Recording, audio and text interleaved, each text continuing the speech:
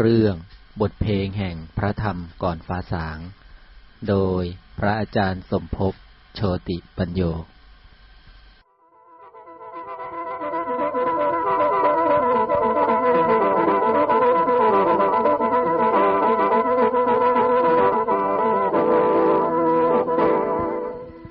ฟังซึ่งพินเสียงแคนกองดังไก่มาว่อนบอนลมพัดไผ่สุดไซเนนกาเต้นก่อนคือเสียงอ่อนแอวสวรรค์เดโนอ้อ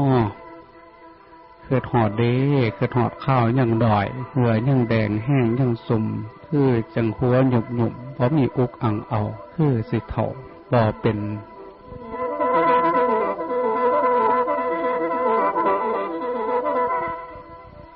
เจ้าผู้โสรสาสันมหาพรหมเพียรผาคอยเอ้ยใสซองเฮียงหอดฝ่าถ้ำพระเจ้าส่องแสงขวบเมื่อฝ่าสว่างแจ่งเบยเบิกบูรพาว่าโยเพลียงลวงกวยกลุ่มดาวพึกษาเสี่ยวแสนกอกลางกีบฤดูเผือดผอมเพ่งถวนเถื่อนแถวมานั้นมหาเมฆเข่าขนงเน่งบังบดสุริยาลึกหลอบแสงสูนเสามหาคุณหล่นเทโวไล่ลังซัดอยู่ใต้ลุมฝ่าฝนเลียงกระจังยั่ง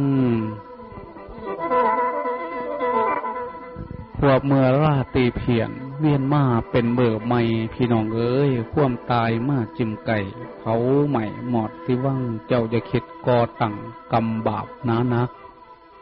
ให้เอาบุญเป็นสหายห่วมเฮือนเฮี่ยงสอนสิไปเนื้อหรือไตให้เอาบุญเป็นหมู่ล่างทบุญทรงโหน่พ่ายหนาศาสตร์สิมา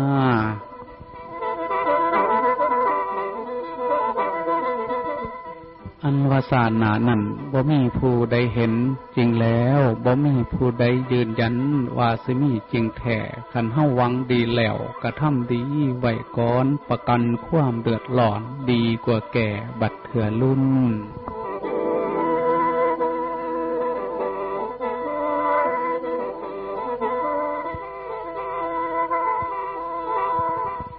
อันวาสานานั่นบ่มีผู้ใดเห็นบ่มีไผยืนยันว่าสิมีจริงแท้คันเฮาหวังดีแล้วกระทำดีไว้ก่อนประกันความเดือดร้อนดีกว่าแก่บัดเถื่อรุ่นให้เพื่อเนื้อตกไตเบิดแห้งพ่อดีทาผ้าบ่เข้าให้ฟันเจิมไว้แต่ไกล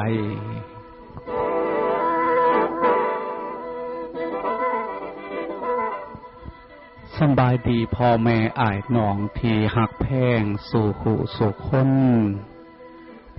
สุริยาฝ่าสางเมื่อใหม่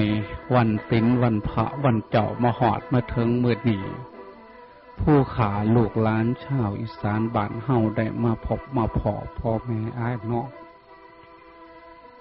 ที่หักแพงด้วยสุ่มเสียงผอมกับถอยคำสำนวนกรของอีสานบ้านเฮาแต่เก่าก่อนผอมกับเสียงพิณเสียงแคนที่เคยกอมแบนอีสานดังอ้อยอิงตลอดการอันยาวนานฟ้องฝากฟังแม่น้ำคลองหลุ่มน้องหานลุ่มพุ่มเขาผู้ผ่านบาดเฮา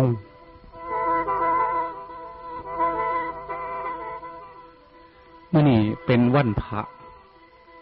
บ้านเฮาภาคอีสานว่าวันศีลพ่อใหญ่แม่ใหญ่อ้ายน้องที่หักแพงสู่โคสุคนผู้ใดอยู่บ้านนอกขอข้ามเดสบ้านนอกศอกหลีกชนบทคือผู้ขาผู้เว้าผู้วาอยู่นี่ก็สิได้ยินเสียงพระสงฆ์องค์เจ้าหัวจวนหน่อยเพิ่นตีกองเด็กเสียงของดังห้วนหวนผอมทั้งของเด็กย่ามมื้อแลงมาบ่าย3 โมงก็สิได้ยินเสียงกองแรงนั่นบ่งบอกถึงวันพระวัดเจ้ามาฮอดภาคอีสานบ้านเฮาเอิ้นมื้อนี้ว่าวันศีลคันพี่น้องทางฟังแม่น้ำคลองพี่น้องชาวนครพนมผาอุเทนบ้านแพงเรียบฝั่งน้ำที่เคยมีวัฒนธรรมอันยาวนานมาโดยอาศัยอำนาจแห่งพุทธธรรมหล่อล้อมจิตใจได้ซุ่มสาบอาบพดลงไปในจิตในใจเอิ้นมื้อนี้ว่ามื้อค่ำ ในมือค่ำนั่นก็มาจากคำว่ามุงคาล่ำพ่อแม่อ้ายน้องที่หักแพงคาล่ำนั่นก็หมายความว่าขอห้ามก็ภาษาฝรั่งเพิ่นเอิ้นว่าตาบูมื้อนี้เป็นมื้อคาล่ำมื้อสิบ่เฮ็ดบาปเฮ็ดกรรมมื้อสิต้องอายซัวกลัวบาปมื้อนี้พระพุทธเจ้าของเฮาเพิ่นเคยเล่าไว้ในจตุโลกสูตรราชวรรคว่ามือ15คำก็ดีเป็นมือเท้าจตุโลกบาลสิลงมาตรวจโลกเยี่ยมยอพอค่อยมาสำรวจตรวจตาเบิงผู้คนในโลกว่ามีผู้ใดได้น้อเลี้ยงพ่อเลี้ยงแม่เข้าหลบกราบไหวผู้บาอาจารย์เอื้อเฟื้อสมณพราหมณ์เข้ารบยำเกงต่อผู้ลักผู้ใหญ่เลี้ยงพ่อเลี้ยงแม่หูจักทำบุญสุนทรทาน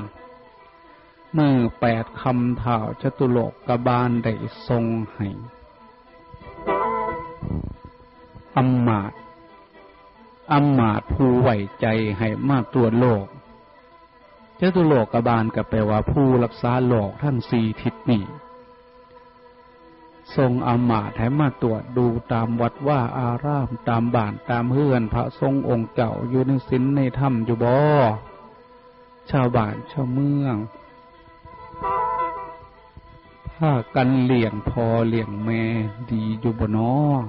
พากันเข้ารบเชื่อฟังผู้รักผู้ใหญ่เอื้อเฟื้อสมณพราหมณ์ทำบุญทำทานฟังเทศน์ฟังธรรมจำศีลกันอยู่บ่น้อแล้วก็สิไปเล่าขานสีแจงทาแหลงไขให้ข่าวจตุโลกบาลฟังว่ามันเป็นจังสี่พ่อหอดมือ14คำขั้นแม่นมือเดินดับข่าวจตุโลกบาลก็ใส่ให้ลูกซ้ายอินทนามามหัพพราอิทิมันโตชุติมันโตวันนมันโตภูมินามว่าอินซื้อมันอยากซับซ้อนจักหน่อยพระอินทร์บนสวรรค์นั่นกับผู้หนึ่งส่วนพระอินทร์ลูกซ้ายโกกของถ่าวจตุโลกบาลนี่ก็ชื่อว่าอินคือกันอินนั่นเป็นภาษาบาลีอินเดียโบราณเอิ้นลูกซ้ายหัวปีว่าอินคือบ้านเฮาเอิ้นว่าบักหลานี่ลูกซ้ายหลาลูกสาวหลาลูกซ้ายหัวปีว่าบักหำน้อยบักทอกท่าน้องเนี่ยลูกซ้ายหัวปีลูกซ้ายใหญ่ของถ่าจตุโลกบาลมีชื่อว่าอินหะนามามีนามว่าอินมหัพพรามีกำลังยิ่งใหญ่อิทธิมันโตชุติมันโตมีฤทธิ์หลายมีแสงสว่างสวัยหลายวันนมันโตลุงเรื่องโดยวันนะให้ลูกซ้ายหัวปีมาตรวจเยี่ยมเบิ่งโลกว่าคนในโลกนี้มีคุณงามความดีเลี้ยงพ่อเลี้ยงแม่เบิ่งแย่งพ่อแม่ดีบ่น้อเข้าลบยำเกงผู้รักผู้ใหญ่เอื้อเฟื้อสมณพราหมณ์ทำบุญทำทานฟังเทศน์ฟังธรรมจำศีลอยู่บ่น้อเมื่อลูกชายได้มาตรวจมาเห็นเยี่ยมยอพอค่อยแล้วก็สิไปเว้าให้พ่อฟังพ่อก็รับฟังเสียงของลูกพ่อหอดมือ15คำเสียงกองดึกกองแรงดังห้วนหวนฟุงสังขนาเจ้าตีกองหวนของสังโฆเปล่าทำความดีง่ามวันสิ้นวันพรบาปบุญได้หวนหูปวงหมูญ่าคู่เจ้าปฏิบัติธรรมเพียรพำเป็นผู้นำส่องให้จิตใจได้แจ่มใสแม้สิตกยากให้พ่อได้แบ่งกันกินขันคนมีศีลธรรมจะโยนำกันได้ผลบานผีหนีบาดหนองปองดองหักแกนถึงยามทุกหยาดแขนกว้านเอิดซอยกันขันนั่นเป็นจังสี่กะซื้อว่าดีงามมือ15คำถ่าวจตุโลกบาลมาเบิ่งเอง8คำใส่อำมาตย์14คำใส่ลูกซ้าย15คำมาเองคือจังบ่ไหวใจเหตุการณ์ที่ได้ยินเสียงเล่าค้านจากอำมาตย์จากลูกซ้ายขอให้ไปเห็นกับตาคัก เลวก็สิเป็นเราให้พระอินทร์บนสวรรค์ฟังตามที่ได้พอได้เห็นขันเห็นแนวใดก็สิบอกปันฟังว่าโอ้ยคนในโลกนั้นวันศีลบ่จักละวันพระบ่จักไล่วัดบ่เข้าพระเจ้าบ่นบกันแล้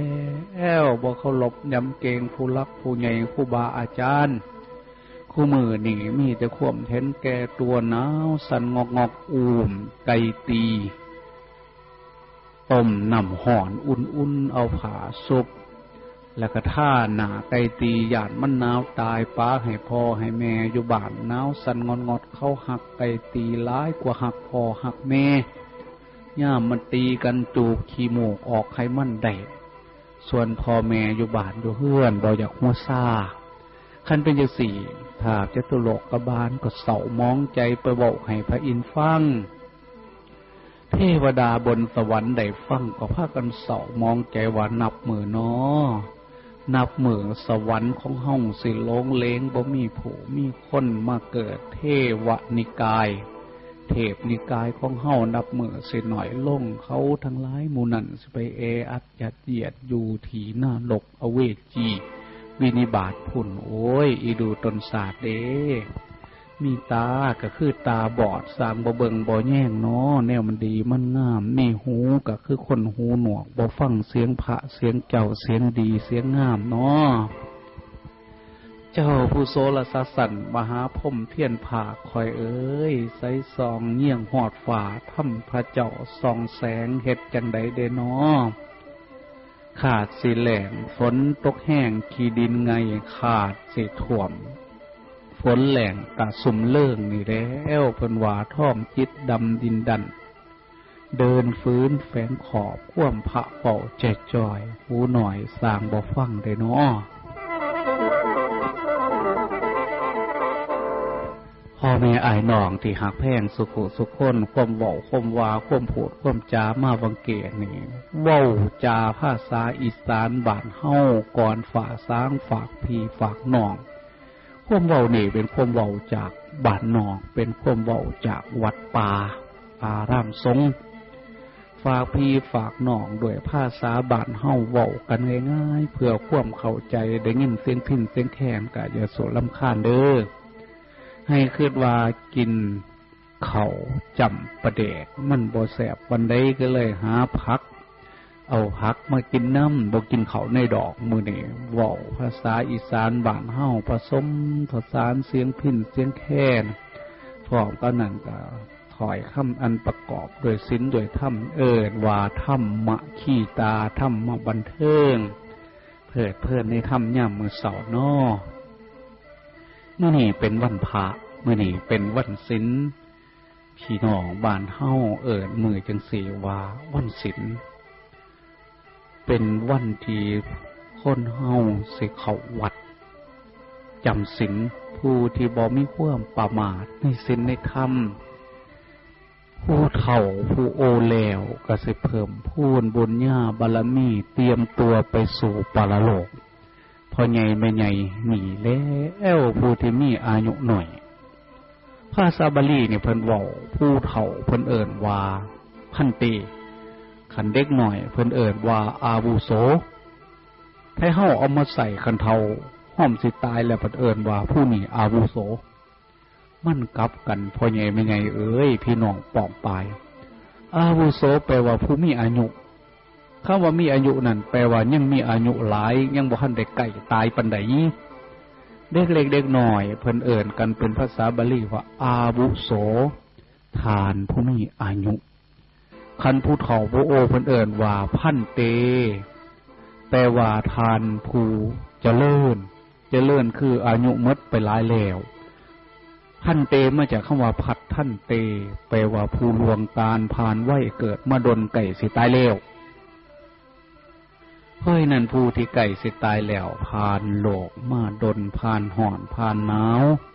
เคยได้เคยเสียเคยห่างเคยมีเคยทุกข์เคยหยาเคยหวานเคยซื่นเคยคืนเคยคมเคยได้เป็นผัวเป็นเมียเคยเป็นพ่อเป็นแม่เคยเจ็บเคยไข้เคยห่องไห้เคยหัวเราะบัดนี้ก็สิไปเคยตายยังบ่ทันตายเด้แต่ว่าใกล้สิเคยตายแล้ว เพราะเหตุนั้นผู้เฒ่าผู้มีความทุกข์ได้ประจักษ์แจ้งความทุกข์ได้สอนศีลสอนธรรมให้เข้าใจนับมือแล้วพ่อใหญ่แม่ใหญ่เอ้ยได้ยินเสียงพิณเสียงแค้นกองดังไก่มาบอนล่มพัดไปสุดไส้แน่นกาเต้นก่อนอย่าลงเต้นก่อนกาเด้บาดนี่พ่อใหญ่แม่ใหญ่เอ้ยนับมือแล้วนับมือไก่ไปหนาคือหัวเหือไก่จากทาคือไก่ปลาไก่บาดคันถาต่อบ่มานับมือไก่ไปหนาคว่ำชะล่ามาหนาวจ้องนับแต่มือสิหม่องเมื่อบานเกาหลังสันตัวพ่อใหญ่แม่ใหญ่ก็เลยเตรียมจิตเตรียมใจได้ยินเสียงกองดึกกองแรกให้คิดว่าเมื่อนี้วันศีลปนารโสสุเวปนารโสทิพโยภาษาบาลีเพิ่นว่าย่ามใดได้ยินเสียงกองดึกกองแรงดังขึ้นยกมือใส่หัวสาธุสุเวปนารโสทิพโยได้ยินเสียงกองดึกสุเวปนารโสทิพโยเด้อผู้เฒ่านอนบ่หลายคือผู้หนุ่มนอนตื่นเดียวหลังจากนั้นก็บ่รับเฮ็ดกุกเกียขวกเขียกน้ำคำหมากคำพูน้ำกอกยากรอบหมู่นั่นแล้วนอนบ่รับหายก็จมว่าลูกเขากินหลายนอนเอาบาทนอนเอาเมืองนอนรับโอหูนอนขู่บ่เห็นสู้นอนตายสู้หยังว่าซั่นเด้ผู้ลังคน เพิ่นยังบอกว่าเฒ่ามาแล้วจิตใจบ่คือเก่าตัว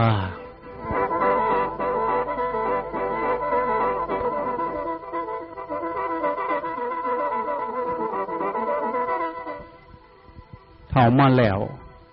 ใจเบาเขียดง่ายใจดีทอมักฝ่ายใจหายทอมักตูมล่างเถาพุ่มปล่อยกลางคืนแต่ก่อนไก่หนาว่าหันได้ล่างกลุ่มปล่อยตั้งแต่ล้านวันว่าจังสันเด้ โอ้ยจากได้ก็ขอโทษขออภัยน้ำพอใจเป็นอย่างอย่าห้าว่าผู้ขาโลกล้านนี่จังได้น้อมาเบาหย่อเบายันผู้ถอผู้โอเธอน้อบอกมันฟังพ่อใหญ่แม่ใหญ่เอ้ยได้ยินเสียงของเสียงกองเด็กฮ้อนหวนสังฆนาตองตังสดานดังมีหวนของสังโฆเจ้าสิสวดมนต์โยกมือใส่เก่าเถ่าใส่หัวเสกคาถาเว้าให้เจ้าของฟังมนต์นู้นว่าสุเวปนารโสทิพโยโอ้ยมืออื่นนี่เป็นมือวันทิพย์น้อวันทิพย์วันที่สิเฮ็ดเจ้าของให้ดีให้เข้าถึงทิพย์สวงสวรรค์พุ่นหลังจากนั้นก็บอกต่อไปว่าหันท่าหังกัลยาณังกะโรมิกาเยดวาจามนัสสาเอาเด้อบาดนี่เข้าเสดคุณงามความดีด้วยกายว่าจะใจกายแต่สิบ่ไปทำบาปทั้งกายโดยการลักซกจกหอขาสัตว์ตัดชีวิตแล้วทั้งว่าจากสิบ่ทำบาปโดยการเว้าหลอกหลอกปิ่นป่อนยักหยอกศอกแท่งให้ผู้อื่นเสียผลประโยชน์ตัวต่มลายพางเว้ากระแทกแดกดันด่าปล่อยหาด่าผีบ่เอาบ่ไปเว้าลวงล้ำกำเกินสักส่วนเพิ่นเสียหายลูกเขาเมียเขาลูกผัวเขารับผิดชอบทางวาจาเรียกว่าทำความดีทางวาจาความดีทั้งใจบ่ผ้าเจ้าของไปกินไปสูบไปดมไปอมไปเขี่ยวแนวสิเป็นพิษเป็นไผ่ยาพิษพวกของบดีเหล่ายาปลาปิ่งทั้งหลายมันสิเฮ็ดให้เบิดสติสัมปชัญญะเป็นคนบ่เต็มบาทเป็นบาปปั่มเป้อเสียดุลทางจิตทางใจ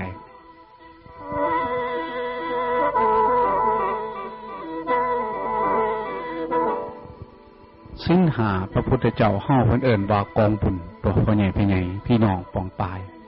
ผู้ใดอยากได้กองบุญบ่ต้องไปซื้อนำล้านให้เสียเงินเสียทองเฮาทุกข์เฮายากกองบุญอีหลีบ่ได้ซื้อจักบาทพระพุทธเจ้าเพิ่นว่าดูก่อนภิกษุทั้งหลายกองบุญใหญ่เอิ้นว่ามหาอุญโชกองบุญใหญ่เด้ว่าซั่นหลังจากนั้นเพิ่นก็เอิ้นว่า เป็นทอท่านที่ไหลออกมาแห่งบุญคือทอน้ำบ่ขาดสายเอิ่นว่าปุญญาภิสันธาเป็นทอท่านที่ไหลมาแห่งบุญบ่เบิดบ่เสียงนี่แต่เจริญงอกงามสิ้นหาถ้ำหาประการนี่แล้วคือมหากองบุญมหาทอท่านแห่งบุญเป็นกองบุญที่เคยมีมาแล้วบัณฑิตทั้งหลายสรรเสริญบ่กระจัดกระจายแล้วก็บ่เคยกระจับกระจายแล้วก็สิบ่กระจัดกระจายสิดีอยู่ตลอดคือการเป็นภูมิธรรมหาประการคือสินหานี่เอิ้นว่ากองบุญใหญ่พอเห็นนั่นบ่ได้เสือจักบาทเด้พอใหญ่เป็นใหญ่กองบุญเนี่ยก็ได้ผู้เฒ่าผู้โอมาแล้วให้คิดให้หำได้ยินเสียงกองแรงยกมือใส่หัวสาธุสันติเกมรณังตุยหังสันติเกมรณังไม่หังหินาภาโววินาศติโอ้ยความตายมาแลนขอนความหอนไก่สิถึงแล้วเนาะสันติเกมรณังไม่หังความตายไก่เฮ้ามาแล้วหินาภาโววินาศตินับมือน้อนับมือเสด็จพัดผากจากคล้องหักคล้องแพงจากโลกจากล้านจากพ่อจากแม่จากพัวจากเมียจากพี่จากน้องจากคล้องหักคล้องแพงคล้องใดคล้องมีหลายปันได้ก็เสด็จถอดได้ถิ่มได้มดได้เสียงจากโลกนี้เมื่อเฮาโวให้เจ้าของฟังจังสิได้จิตใจสิสวงวักสิสวงสิเศร้าความยึดมั่นถือมั่นความเมาในชีวิตเมาน้ำใดเมาน้ำเสียเมาน้ำเมียเมาน้ำผัวเมาน้ำโลกเมาน้ำล้านเมาน้ำการค้าการขายเมาในชีวิตเพราะเหตุนั้นในวันพระวันเจ้ามาหอดมาถึงนี่ควรที่เฮาทั้งหลายสิตักตวงเอาประโยชน์ได้ยินเสียงกองเด็กกองแรงห้วนควรเป็นเสียงศีลเสียงธรรมเสียงสัญญาณเอิ้นให้ลุกปุกให้ตื่นสี่แจงแถลงไขให้หูจักสิ่งที่ดีที่งามเฮาได้ดิ้นร่นยื้อแย่งแสวงหามาเป็นเวลา7 มื้อเต็ม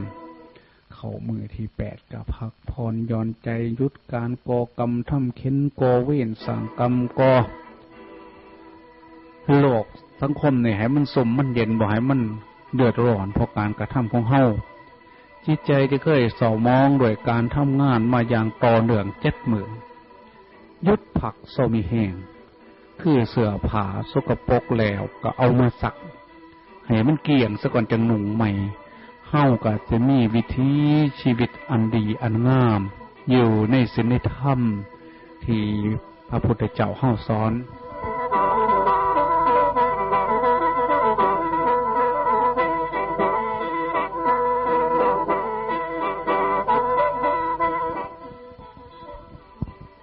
มันสิท่วมแหลงขาดแหวงบ่สมบูรณ์ประเพณีทำบุญพ่อแม่เฮาบ่เคยถิ่มเอาความดีเป็นลิ่มสลักใจไว้คงทีสามขี้ยึดไว้บ่ไล่ถิ่มหีดคล้องพ่อเว้าคมว่าเว้าจาภาษาอีสานบาดเฮาวังกี้นี่นั่นเป็นสิ่งสะท้อนออกมาเป็นแหวนแง่งให้เฮาเห็นว่าแต่พ่อแต่แม่เฮานั้นสังคมแม่นบ่ห่างมีดีใดกับปักกลุ่มซุ่มเย็นอยู่ในศีลในธรรมบ่ว่าสิท่วมสิแหลงขาดแหวงบ่สมบูรณ์ก็บ่ทอดถึงคุณงามความดีอยู่ในศีลในธรรมพ่อแม่เฮาบ่พาถิ่มเอาความดีเป็นลิ่มสลักไว้ในหัวใจนี่บอกง่ายๆว่าเป็นน็อตขันหัวใจบ่ให้มันหลวมบ่ให้มันหลุดมันลาบ่ให้ความดีมีอยู่ไหลออกไปบ่ให้ความชั่วทั้งนอกไหลเข้ามาทั้งในเอาความดีเป็นหลิ่มสลักใจไม่หยังล่ะเป็นหลิ่มดีที่สุดฮิริโอตปสัมปันนาถึงพร้อมด้วยความอายชั่วกลัวบาปนี่เป็นหลิ่มสลักใจสังคมเอิ้นว่าให้มีหลิ่มสลักไว้ในหัวใจกันมีความอายต่อความชั่วมีความหย่านสถานหย่านกลัวต่อบาปเมื่อนั้นเฮาสิเฮ็ดชั่วบ่ได้หลายเฮ็ดบาปบ่ได้หลายนอกจากนั้นก็สิเปิดโอกาสให้คุณงามความดีเจริญงอกงามในจิตในใจคนโบราณ จึงมีชีวิตอันพักกุมสุ่มเย็นอยู่ในทงในทาในป่าในเขาบ่ห่างมีดีใดก็อยู่กันอย่างเป็นตนาอ่อนซอดสะออนใจสังคมคนโบราณเฮา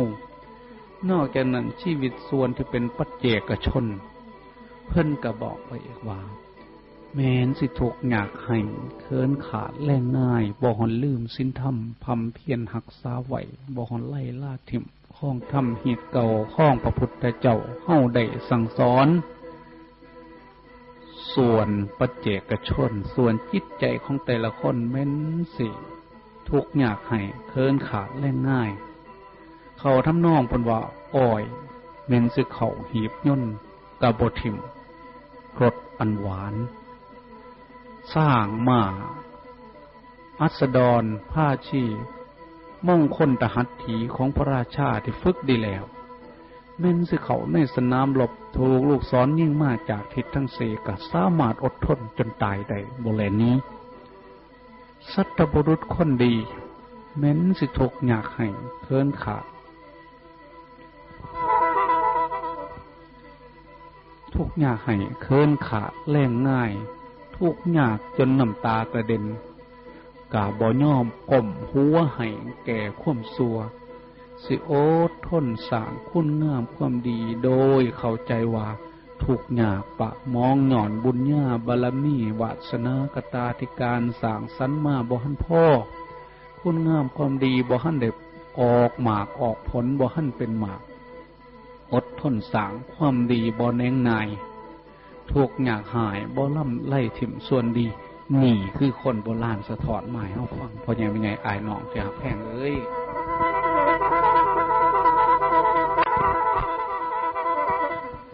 ในความบอกความว่าใบคัมภีร์ใบลานญาสอนหลานหอดวันพระวันเจ้ามีความบอกว่ามื้ออื่นเป็นวันศีลเวียกเฮาเศร้าไว้ญาสิพาไปไหว้ญาคู่สังฆราชไปตักบาตรอยากน้ำฟังเจ้าเทศนามื้อนี้เป็นมื้อวันพระวันศีลพ่อแม่อายน้องที่ฮักแพ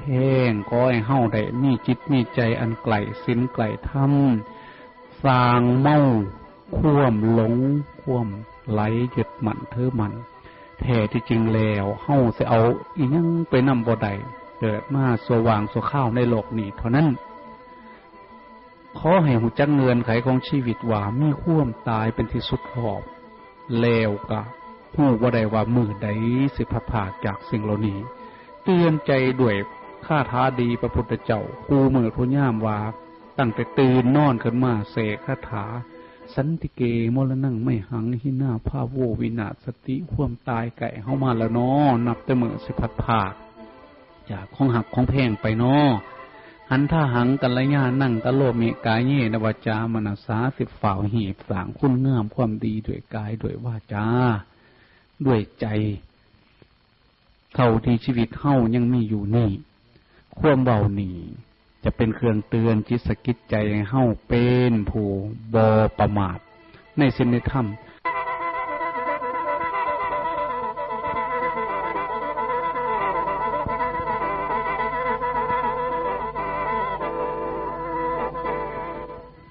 เจ้าฟูโซลสัสสันมหาพรหมเพียงภาคข่อยเอ้ยใสสองอย่างหอดฟ้าถ้ำพระเจ้าส่องแสง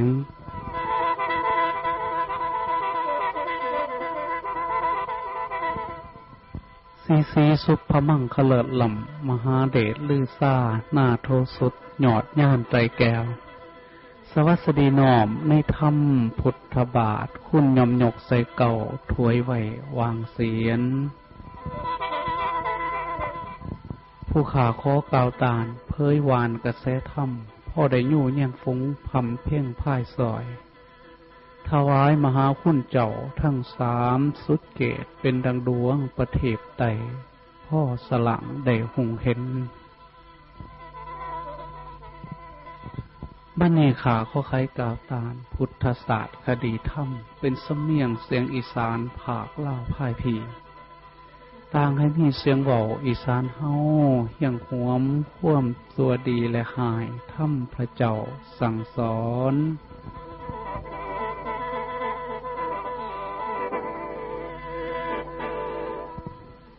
ย่ามาอาจารย์เจ้าแปลสนศักดิ์สูตรสละแปดฐานถึงเอกหมู่อาเอาสละผสมเขาเฮี้ยงห่มหัตถบาทพยัญชนะเป็นที่ตั้งผสมให้ออกเสียงย่ามาดาวเสด็จใหญ่อังลงมาถือหนูกับทุ่งมาขวบแปะเตให้ว่าอันธกาเล่นั้นย่ามก้นใจบอดมือแปดด้านบันทึกเสือให้หินตองย่ามได้โลกที่ขอนเทินขาดสินธรรมย่ามนั้นโลกกากวยเขื่อนทะลังทลายหย่องห้องถ้ำเจ้าองค์พุทโธเกี่ยงมิลินดินและฟ้าแดนดาวกระเดืองงวย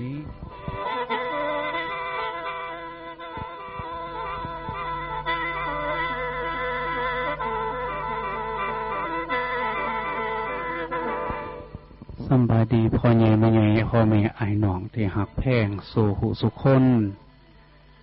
ถอยคำสำนวนกรของอีสานบ้านเฮาผอมทั้งเสียงพินเสียงแคนที่เคยกล่อมแดนอีสานเฮาอ้อยอิงตลอดการอันยาวนานซองฝากฟังแม่น้ำของ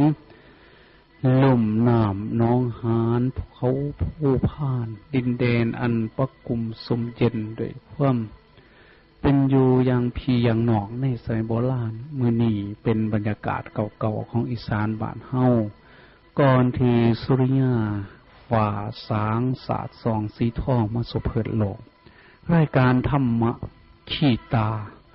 บทเพลงบรรเลงแห่งพระธรรมก็ได้อ่อยอิงมาพ่อแม่พี่น้องไอ้น้องที่หักแพงสุขุสุขคนผู้ขาเจ้าหัวปลามื้อนี้ได้มาพอกับพี่น้องด้วยสำเนียงเสียงอีสานบ้านเฮาบอกกันง่ายๆเว้าจาภาษาอีสานพ่อแม่ไอ้น้องที่หักแพงสุขุสุขคนมื้อใหม่ได้มาถึงครูเว้นเป็นประจำตะเว้นขึ้นแจ้งตะเว้นตกดินมันก็ค่ำวันคืนหมุนเวียนเปลี่ยนไปอย่างบ่หยุดยั้งการเวลาแห่งชีวิตก็ได้กัดกลืนกินสรรพสัตว์หมดไปสิ้นไปโดยลำดับพระพุทธเจ้าของเฮาเพิ่นจึงบอกว่าวันคืนย่อมผ่านไปในขณะเดียวกันสันแห่งอายุขัยวัยของชีวิตก็หมดไปสิ้นไปอัจเจนติการาตระยันติรติโยมโนคุณาอนุบุพังจหันติวันคืนกับล่วงเลยไปสันแห่งวัยอายุขัยก็เสื่อมเสิ้นไปโดยลำดับอีทั้งพยังมรเนเปะขมาโนในเมื่อเฮาเห็นประจักษ์แจ้งต่อหน้าคือความตายอันเป็นไพ่ที่เห็นอยู่ต่อหน้านี้แล้วปุญญานี้ควรสั่งสมบุญแนวที่สิเกิดนำความสุขมาให้เพิ่นว่าให้สั่งสมบุญนี่พวกเทวดาเขาว่าจังซี่ส่วนพระพุทธเจ้าของเฮาเพิ่นว่าโลกามิสังปัจฉเหสันติเปโขกะฆ่าเหยื่อในโลกถิ่มซะแล้วก็มุ่งสู่ความสงบมื้อนี้ได้มาพบกันยามมื้อเช้าก็อยากสิเว้าสิว่ากับพ่อแม่อ้ายน้องของเฮาสุขคนยามมื้อเช้าขอให้ท่านทั้งหลายอย่าได้ลืมเงื่อนไขอันแท้จริงของชีวิตยามมื้อเช้ามื้อแลงเมื่อได้ก็ตามได้ยินเสียงขอกเสียงกองดังห้วนกองกังวานมาจากวัดป่าอารามตามท้องถิ่นบ้านหนองศอกเหล็กบ้านหนองขอกข้าเมชนบทก็ดีในเมืองบ่ค่อยได้ยินมีแต่เสียงรถเสียงเรือได้ยินเสียงของเสียงกองเด็กๆยกมือใส่เก่าเถ่าใส่หัวโวคาถาว่าโอ้ยสุเวปนลโสทิพโยมืออื่นนี่วันทิพมาหึงนอตาไปตาเอาตาวติงสาทิพบนสวงสวรรค์ฝ่าบอนเฮาสิได้สร้างคุณงามความดีมือที่เฮาสิพยายามทำตัวของเฮาให้เป็นทิพเพื่อจะไปอยู่โลกที่เป็นทิพนั่นเองหลังจากนั้นกะอย่าลืมเตือนจิตสกิจใจด้วยถอยคำคาถาของสัตบุรุษเตือนใจเจ้าของว่าสันติเกมรณังไม่หัง หินาภาโววินาสติหันทหังกัลยาณังกโรมิกาเยนวจามนัสสาคันมันบอกความบาลีนี่มันยากก็ขอให้จือความบอกภาษาลาวบ้านเฮาเป็นความแปลอันเดียวกันสันติเกมรณังไม่หังโอ้ยความตายไก่เฮาเข้ามาแล้วเนาะหินาภาโววินาสติความผัดผากจากของหักของแพงของสอบมกสอบใจทั้งลูกทั้งผัวทั้งเมียทั้งพ่อทั้งแม่ไก่เข้ามาแล้วเนาะหันทหังกัลยาณังกโรมิกายนี่นวจามนัสสาเอาเถินบาทนี่เฮาสิฝ่าวเฮ็ดคุณงามความดีด้วยกายด้วยวาจาด้วยใจปุญญานิกญิลาภะสุขาวหานิเพื่อสังสมเอาบุญแนวสินำสุขมาให้จังสี่เตือนจิตสกิจใจให้ตนเองคมือเฮากะสิเป็นผู้บ่ประมาทชีวิตกะสิบ่ลุ่มหลงมัวเมาพี่น้องเอ้ยคู่มือนี่โลกได้เจริญก้าวหน้าวิทยาศาสตร์ได้ก้าวย่างไปไกลเขาเอิ้นโลกยุคใหม่เนี่ยว่ายุคข่าวสารข้อมูล Information Age เกิดอีกยังขึ้นอยู่บ้านเฮาเมืองสกลนครนครพนมอุบลราชธานีมุกดาหารบ้านเฮาก็สิตีแผ่ออกเป็นข่าววิทยุข่าวทีวีเห็นทั้งหูได้ยินทั้งเสียงเกิดอีกยังขึ้นอัลไซดาอัลเซอร์เตรหรือที่สหรัฐอเมริกาอยู่มั่นโลกได้ก็ตามบ่ทันดนทันนานก็ออกข่าวทางทีวีผ่านดาวเทียมเฮาสิเห็นภาพได้ยินเสียงสิ่งหมดนั้นโลกนี่หน่อยลงคนโบราณเพิ่นจะบอกพญานถึงเวหาห่วมเฮียงพระจันทร์แจงดำดินดันเมฆโคคำเมฆบินลงฟ้าอิงเอี่ยมแทนพระอินทร์หลังจากนั้นคนเฮาเก่งปานนี้แล้วก็สิเบียดเบียนโลกต่อไปดำดินดันเมฆโคคำเมฆบินลงฟ้าอิงเอี่ยมแทนพระอินทร์คันพ่อแม่อายน้องสุคนย่ามกลางคืนมือได้ฝ่าข้าวดาวแจงล่องไปนอนอยู่นอกซ่านเงี้ยหนาขึ้นทั้งฝาเบิงดวงดาวดวงเดือนบ้านหอด30 นาทีหรืออาจจะเป็นเพียง10 นาที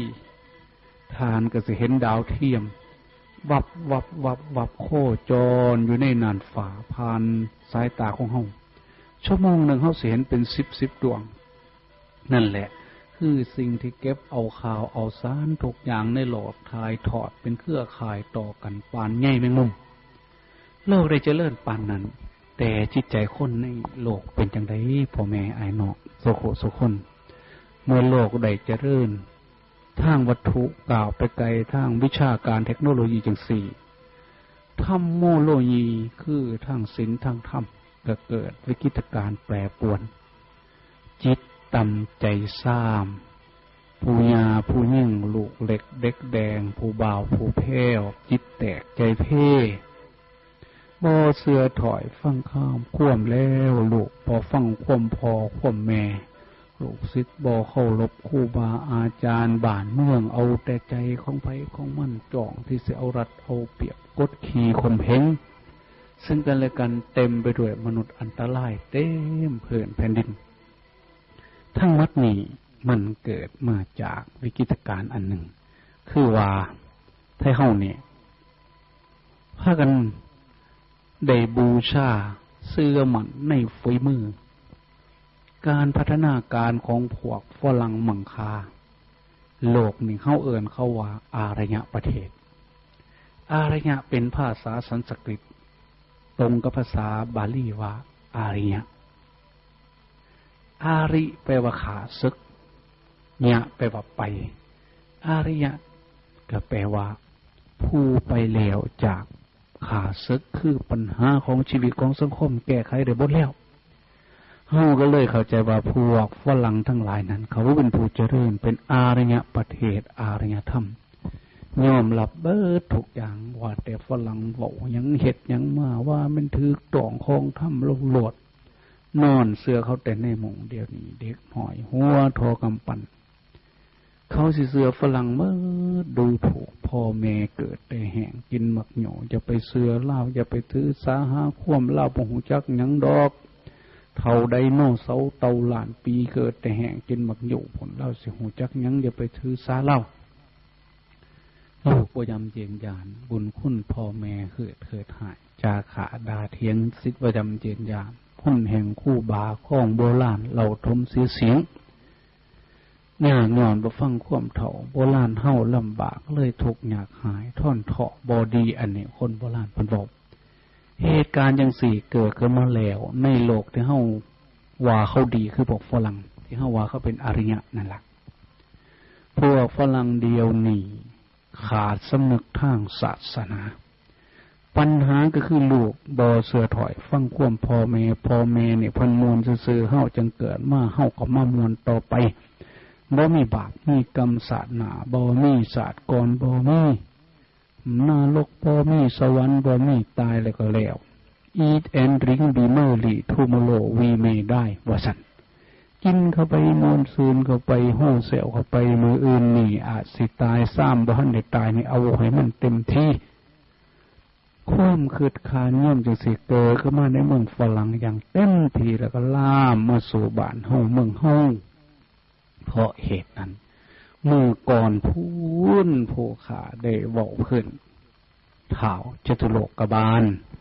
ไปตรวจโลกเพื่อสิได้นำข่าวสารการโลกทั้งหลายว่าคนในโลกยังเลี้ยงพ่อเลี้ยงแม่ยังเอื้อเฟื้อผู้รักผู้ใหญ่เข้ารบสมณภาพเอื้อเฟื้อให้ท่านหูจักฟังเทศฟังธรรมจำศีลบ่น้อไปเว้าปันพระอินทร์ฟังเพราะพระอินทร์ใส่งานคนพวกนี้แต่ละเดือนให้ไปรายงานเพื่อหยังเพื่อว่าถึงสวรรค์นั่นเดียวนี้เทวดาหน่อยลงเป็นยังจังหน่อยบ่มีผู้ใดขึ้นสวรรค์ปานใดพี่น้องป้องปายทั้งหลายเรียบนตี้ล่ะแท้เฮาเนี่ยนี่อยู่บ่มื้อหนึ่งได้สำนึกถึงศาสนาถึงศีลถึงธรรมวัดว่าอารามเลวบ่ว่าแต่แท้เฮาแม้แต่พระสงฆ์องค์เจ้าก็คือกันบางคนอาจสิบ่ทันได้บวชก็ได้นุ่งเรื่องห่มเรื่องแต่ใจบ่ทันบวชนั่นคือกันกับไทเฮาอยากได้อยากมีอยากเป็นเต็มโตนนู่นไปหาผ้าป่าหากฐินโอ้ยพอแล้วก็จะให้ผู้ขาได้บาปได้รับพอไปมาเมื่อนานตายเถอะเนาะโจกหัวปลาเนี่ยพระสิว่าทั้งหมดนี่ก็บ่หลอดผลสายตาของท้าวจตุโลกบาลก็สิไปรายงานให้พระอินทร์คันได้ข่าวว่ามีคนปฏิบัติธรรมจำศีลนุ่งขาวห่มขาวมีพระทรงองค์เจ้าผู้นำสู่อริยญาณธรรมเว้าให้ฟังเฮ็ดให้เบิ่งดูให้เห็นสักส่วนอวนตานเอิ้นให้ลุกปุกให้ตื่นเอิ้นเอาบ้านตานเอาเมืองยังพอมีอยู่ข้าเจ้าดีใจเสียงสาธุการดังกึกก้องบนท้องฟ้าสวงสวรรค์บัดนี้พุทธสาวกเตรียมตัวเข้าสู่สงครามบ่นานนักเพิ่นหมู่นั้นก็สิขึ้นมาสู่เทพนิกายนำพวกเฮาเนาะข้าเจ้าดีใจกว่าแต่ว่าส่วนมากได้นี่สวรรค์ห่างลงดิ่งคนไปตกนรกทั้งเบิดมันหลายทั้งนี้และทั้งนั้นก็เกิดมาจากค่านิยมของสังคมความเจริญทางวัตถุแล้วน้ำไหลไฟสว่างหนทางไปมาสะดวกสบายเรียกว่าพุทธปัตเตนเอตขออภัยให้พวกข่าวภาษาฝรั่งอังกฤษน้ำเพิ่นเนี่ยทนโนเพราะว่าขันบอกแต่เล่าเขาโปกเพิ่นพัดลูกหลานเขาหัวขวนโอ้ยเท่านี้มาจังได้น่อมาดิเท่าทะเลนี่พัดว่าบ่จักหยังหน่อสันเว้าให้มันทันน้ำเขานี่เขาว่าจังสี่ตัวเขาว่าเดี๋ยวนี้นั่นโลกยุคพุทธสปัตเตนเอเรียกว่ายุคกดปุ่มปอกอยากเว้าน้ำกันอยู่เมืองไทยไปอเมริกาไปสวิตเซอร์แลนด์เป็นญี่ปุ่นผลอยากเว้าน้ำผู้ใดยกขึ้นปอกฮัลโหลหลอดว่านอยู่น้ำเฮือดเดียวกันเอิ้นว่าพุทธสปัตเตนเออยากกินน้ำห้อนกดปั๊บหม้อแดงกินครึ่งขึ้นอยากกินน้ำเย็นเสียบกับเย็นจอยกินสบายพ่วมสิเจริญแข่งกับเทวดาข้าเจ้าก็เลยบ่คิดว่าศาสนามันสิมีบาปมีบุญมีศาสตร์นี่ก็ดีปานนี้พยายามหามาให้ได้เพียงเท่านี้เองปัญหาของโลกก็เกิดขึ้น ในเมืองฝรั่งมีปัญหาบักเก่งเก๋เก่งยันลูกเต่าเราล้านชาวฝรั่งมังคาบ่หัวซาเรื่องศาสนาคือกัน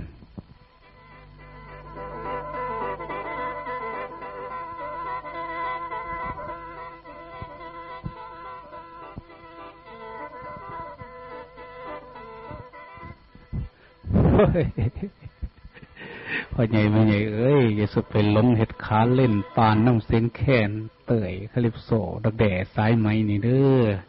เถ่าเลยมันเป็นเถ่าแต่แขวทั้งแอวยังหนุ่มได้อย่าเสือหัวหยุบหยุ่มก็จึงบ่ได้อุกอังเอาเสื่อโสสอกสนีได้นับมือแล้วพ่อใหญ่แม่ใหญ่เอ้ยเถ่าแก่แล้วเหงื่อเหี่ยวนั่งงานบ่คือการตั้งแต่เฮายังขนองเหงื่อแดงแห้งกะได้มาซองกระจกเบิ่งหน้ากะอับอายภายหลุมเพิ่นกุอยู่ไข่ย่างคือเบิ่งตื่นเสียมแก้มกระโวพ่อแก้มแขวกระโวพ่อแขวทั้งลุมทั้งเถิงเรือ2-3เล็บกินยังกับบ่ได้อีดูตนศาสตร์ผู้เฒ่ากินแดดแต่กล้วยสุกกับแกงคูน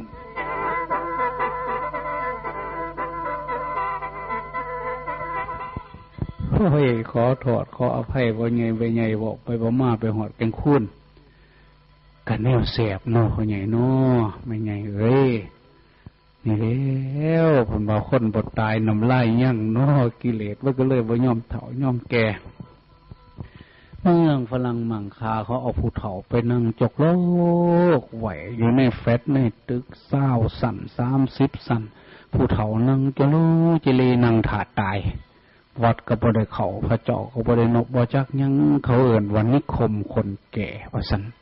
ลูกหลานก็บ่ไปเยี่ยมยามถามข่าวแล้วรัฐบาลเลี้ยงไว้ตายเขาก็ไปเผาทิ้งเขาเชื่อว่าพ่อแม่นี่ก็ม่วนซื่อๆเฮาจังได้เกิดมานี่ค่านิยมทั้งนี้มันได้เกิดขึ้นแล้วศาสนาในจิตในใจที่เคยสอนเป็นเบาหล่อล้อมเป็น cementing force ภาษาฝรั่งอีกแล้ว cementing force ก็แปลว่าเบาล้อมใจข้าเจ้าก็มีเบาคือกันเบาล้อมใจคือธรรมะของศาสนาคริสต์พระเยซูเจ้าเพิ่นสอนเป็นเบา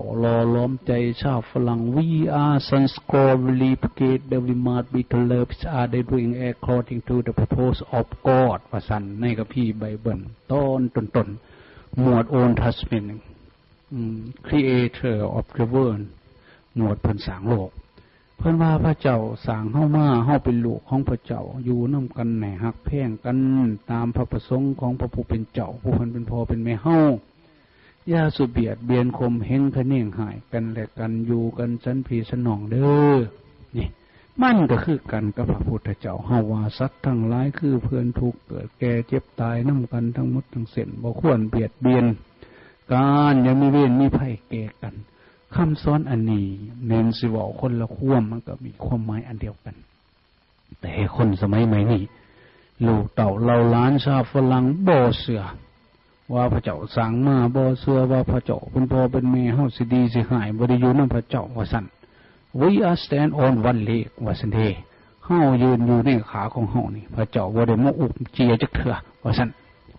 หลังที่นั้นก็ว่ากันต่อไปว่า eat and drink be merry tomorrow we may die ว่าซั่นกินก็ไปม่วนก็ไปสาดหน้ามันยังไกลมื้อนี่อาจสิตายพ่อเป็นจังสี่เขาก็บ่สนใจสิเคารพนอบน้อมพ่อแม่ครูบาอาจารย์ปล่อยโตฟรีเซ็กฟรีสไตล์ไปแล้วสูบที่เนื้อโครเคนแคลกผงขาวใส่เข้าไปพ่อแม่อุอังเอานั่งจับเจ้าเกากระดนคนหาทางออกบอกบ่ได้ไปว่าเป็นขังอยู่ในท้องห้องอยู่ในคอเฝ้าบ่ได้ไอบ่ดังไปแล้วบัดนี้ก็เลยห้องต่อรัฐบาลให้รัฐบาลจัดระบบการศึกษาใหม่ back to basic return to basic ว่าซั่นโว้ยอดผ้ากลับคืนไปสู่พื้นฐานของเก่าของเดิมสมัยพ่อสมัยแม่ให้เขาเฮียนหูจักพระจงพระเจ้าเฮาดีๆในท้อนว่าซั่นอย่าไปบอกว่าแต่ทางฝรั่งเฮาก็คือกันเดียวนี่ลูกหลานบ่ฮู้จักวัดจักว่าจักศีลจักธรรมพ่อใหญ่แม่ใหญ่ก็สิบ่ฮู้จักวันพระวันเจ้าวันศีลมื้อค่ำมื้อคล่ำค่ำแขะมื้อทิพย์มื้อศีลมื้อพรข้าราชการฉันผู้ใหญ่ก็คือกันไปถามเมื่อไหร่ครับวันพระไม่รู้อ้วไม่รู้ เนี่ยเพิ่นฮู้วันเสาร์วันอาทิตย์จะได้ไปตีกอล์ฟว่าซั่นเด้จะได้ไปชนไก่พุ่นเด้ผู้รักผู้ใหญ่ก็เป็นจังซี่แล้วสิจังได๋สิให้ลูกให้หลานบ้านเมืองเฮาดีพระพุทธเจ้าของเฮาเพิ่นว่าขวันจีตรมานานังว่าซั่นอุชุงขฉันติปุงขโวสัพพาตาอุชุงขจติเมเตอุชุงขเตสติเอวะเมวะมนุสเสสุโยโหติเสทสัมมโตโสธรรมิกังจรติปเควะอิตราปชาสัพพังลัทธังสุขังเสติโอ้ยขออภัยด้วยทอดบาดในบอกภาษาบาลีเด้แปลว่าเมื่อหมู่งัวขวมไปหัวหนามันไปซื้อลูกฝูงหมู่บริวารมันก็ไปซื้อหัวหนามันพาเข้าป่าดงพงน้ำมันก็หม่นไปน้ำกันในหมู่คนเฮาหมู่มนุษย์ผู้ถูกสมมติเป็นผู้รักฟักใหญ่เจ้าใหญ่หน้าโตบ่ตั้งในศีลในธรรมหรือว่าผู้ใหญ่ตั้งอยู่ในศีลในธรรมคนทั้งหลายลูกหล่อบริวารก็สิอยู่ในศีลในธรรมสัพพังลัทธังสุขังเสติแว่นประเทศชาติบ้านเมืองข้าสิเจริญปักกลุ่มสุ่มเย็นประสบกับความสุขพกหัวหนาเขาอยู่ในศีลในธรรมเดียวนี้เพิ่นบ่จักแล้ววันศีลเพิ่นรู้จักแต่วันเสาร์วันอาทิตย์อันวันเสาร์วันอาทิตย์นั่นกะแม่นวันศีลวันศีลฝรั่งตัวพ่อใหญ่แม่ใหญ่วันศีลฝรั่งเด้ holiday เขาว่า Saturday is a holiday ว่าซั่นเด้วันเสาร์นี่เป็นวันบริสุทธิ์วันศีลเขาเจ้าวันสบาโตวัน holidayวันศักดิ์สิทธิ์ตัววันสิบทก่อกรรมทำเข็นวันจะไประลึกถึงพระผู้เป็นเจ้าไปทบทวนบัญญัติที่เพิ่นห้ามเอาไว้ที่เอิ้นว่า commandments of the God ว่าซั่นเพราะเหตุนั้นถ้าเฮาไปรู้จักแต่วันศีลของฝรั่งแต่ว่าบ่เข้าวัดคือฝรั่งเด้ฝรั่งวันเสาร์วันที่เขาเจ้าเข้าเชิดเขาเจ้าก็คือวัดเฮานี่ล่ะเขาเจ้าเอิ้นว่าเชิดว่าซั่นเด้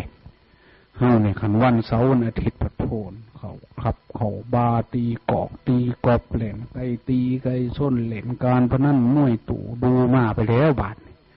โอ้ยมันก็จิบหายไปบอดพ่อใหญ่แม่ใหญ่เอ้ยแต่ก่อนนั้นงามวันศีลวันพรบาปบุญได้หวนหูพวงบุญญาคู่เจ้าปฏิบัติธรรมเพียรพำเป็นผู้นำทรงให้จิตใจได้แจ่มใสทุกอย่างให้ก็ได้แบ่งกันกินคนเฮามีศีลธรรมดูนำกันได้ผลบ้านพีนี่วาดหนองปองดองหักแกนถึงยามถูกหยาแขนว่านเอิดซอยกัน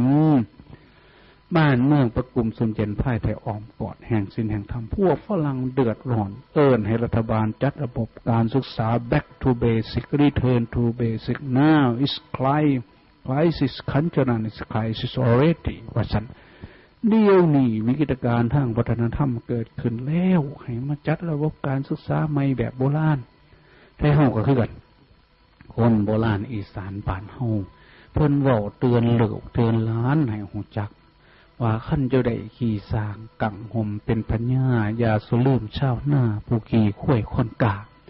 คันสิไปทางหน้าให้เลี้ยวหลังกรรมของเก่าหลานเอ้ยคันมาลูดถูดเฒ่าเศร้าถอนยาสุไปญาสอนหลานมาลูดถูดเฒ่าก็คือสิ่งที่ภาษาฝรั่งว่า crisis นั่นแหละแปลว่ามาลูดถูดเฒ่า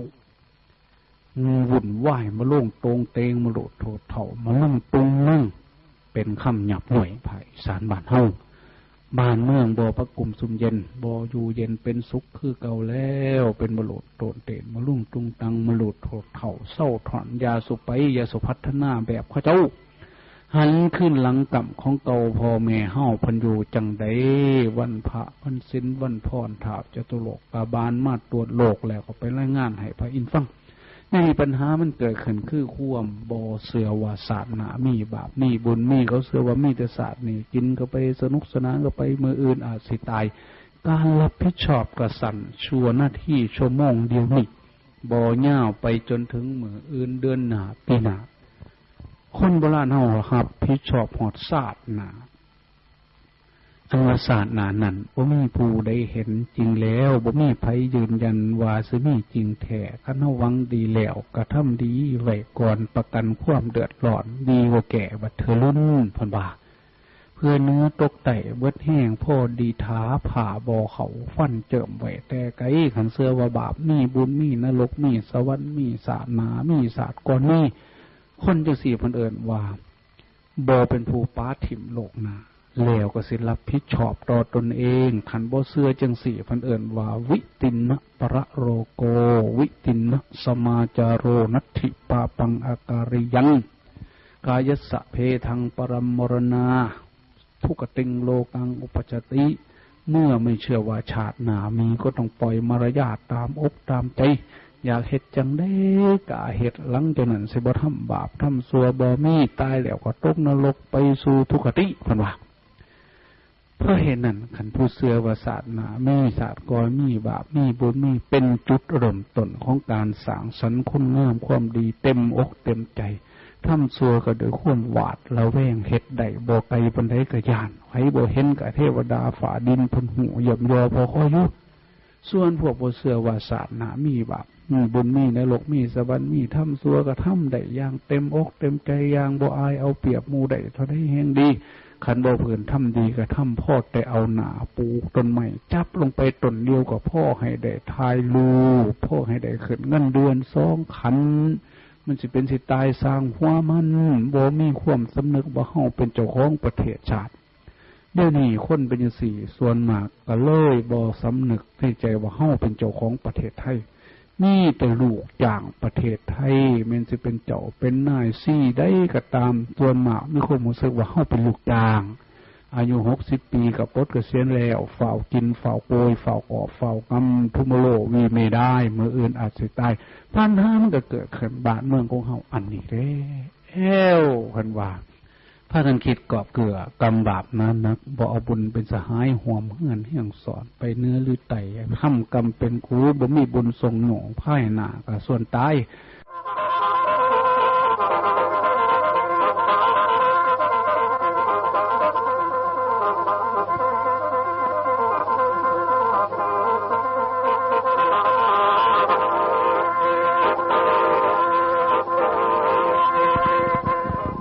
เด็กขอนลมนาหนาวหมองขอนสีแจงดาวข่ายไก่ขันมาแล้วฟังมีงามกองเจ้าหัวลันละข้างปุกเป็นสัญญาณเตือนให้ลุกบอกหมู่เฮาให้เตรียมพร้อมพอหมู่สังโฆเจ้าผ้าหมู่เฮาเพียรพำพอใหญ่ไม่ใหญ่ให้เป็นผู้นำบอกสี่ให้เฮาหูหอมทาง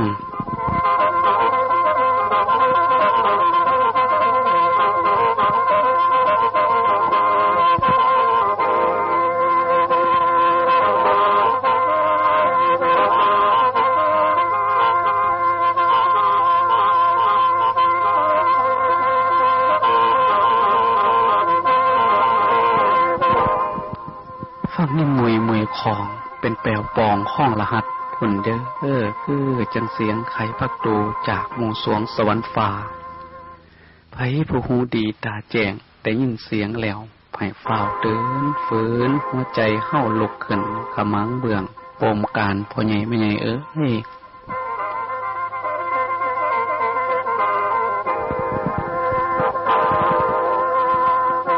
เฮามาฟันเหือไหวประสงค์แห่ความฟังโบกข้างไว้ประสงค์หนอมเครื่องไม้ห้องสารไฟไว้งามฝนสิมาหอดพี่น้องเพียรพำไว้ประสงค์ใดเติมบุญ